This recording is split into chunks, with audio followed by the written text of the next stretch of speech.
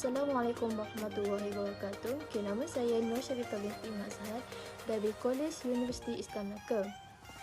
Saya ingin tanya sedikit berkaitan dengan Kerjaya Tuan, yang mana ia merupakan salah satu video untuk subjek perkembangan kerjaya. Iaitu saya akan bertanya beberapa soalan kepada Tuan. Boleh Tuan perkenalkan diri dan cerita sedikit latar belakang Tuan?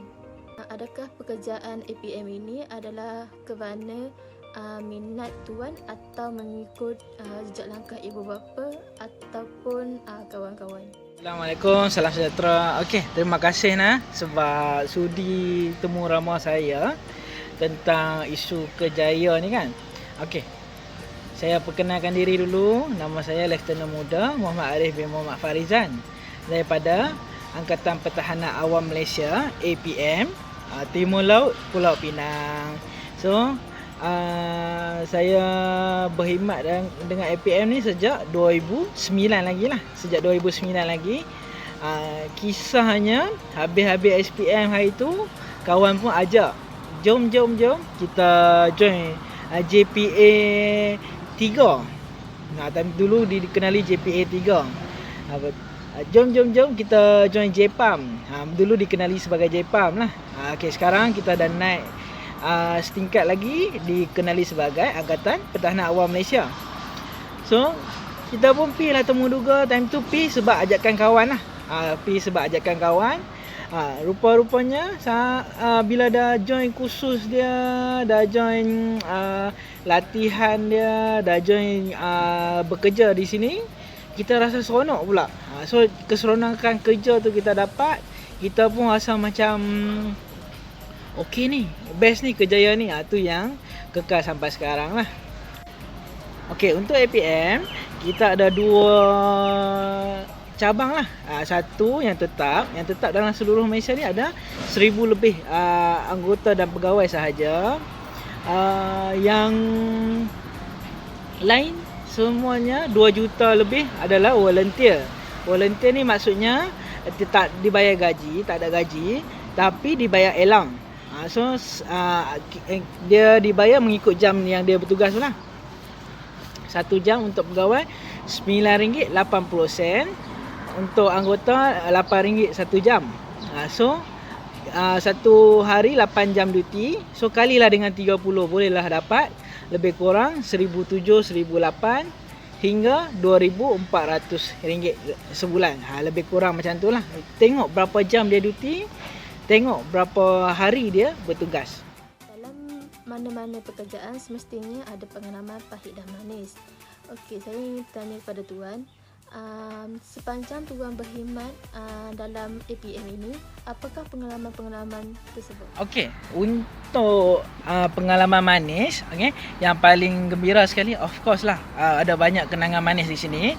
Contohnya tahun 2016 dinaikkan pangkat kepada corporal, 2 calik di lengan ni kan. Kemudian tahun 2018 dinaik pangkat kepada Lieutenant Muda sebab memenuhi kriteria lah. Satu, ada diploma. Lepas tu ada mengikuti 3 kursus, termasuk kursus bakal pegawai. Lepas tu lulus temu duga dan lain-lain lah. Yang tu antara kenangan manis bertugas dekat APM ni. Dan pahit yang tak boleh dilupakan, kita ada respon satu kes accident, kereta terbabas, dipercayai dibawa terlalu laju, terbabas di tebing. Bila kita nak tarik tu, ada 3 mangsa dalam kereta. Bila kita nak tarik, tersekat, makna kaki dia ni tersepit di dalam kereta.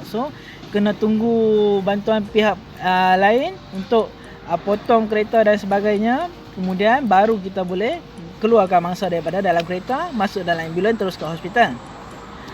Malangnya, mangsa yang pertama tu kita dah potong kereta apa semua, dan bila nak keluarkan dia menghembuskan nafas terakhir. Kecederaan terlalu parah. Kita pun tak apa, fokus kepada mangsa yang kedua. Mangsa kedua pun bila kita nak keluarkan dia menghembuskan nafas terakhir juga. Kita fokus mangsa yang ketiga. Mangsa yang ketiga bila kita nak tarik keluar, mangsa tu pun menghembuskan nafas yang terakhir. Makna kecederaan tu terlalu parah, impact dia terlalu tinggi lah.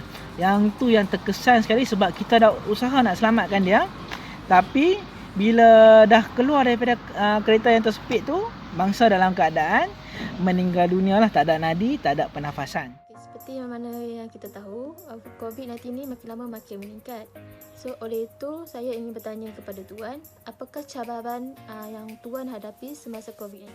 Okey, untuk zaman COVID ni, COVID-19 ni, kita memang lebih mencabar lah, lebih mencabar daripada sebelum COVID tu lah.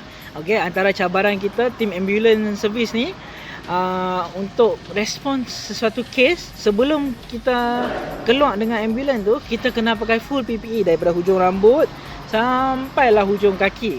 Full PPE maksudnya kena ada goggle, kena ada face shield, kena ada face mask, kena pakai apron, baru kita boleh keluar kes untuk lindungi penyelamat itu sendiri lah, petugas tu sendiri. Supaya bila kita keluar kes, kita terhindar daripada risiko jangkitan COVID.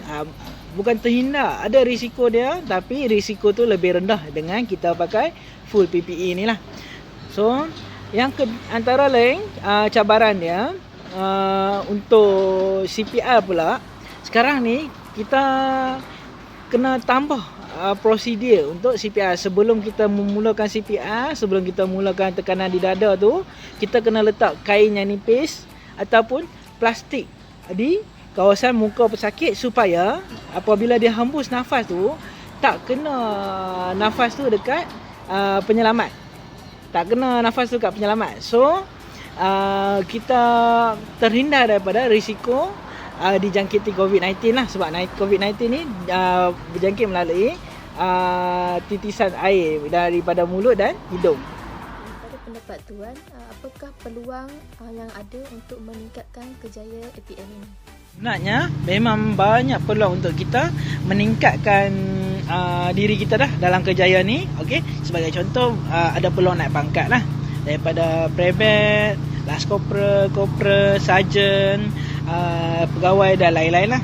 Okey, and then peluang meningkatkan ilmu juga.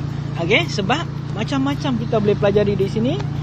Okey, kita boleh selamat orang, kita belajar menyelamat tempat tinggi, menyelamat di air yang deras, menyelamat di dalam gaung, menyelamat di tempat yang sempit. Lepas tu kita boleh menggunakan alat-alat penyelamat, AED, kemudian oksigen terapi, macam-macam lagi rawatan, bandage dan sebagainya lah.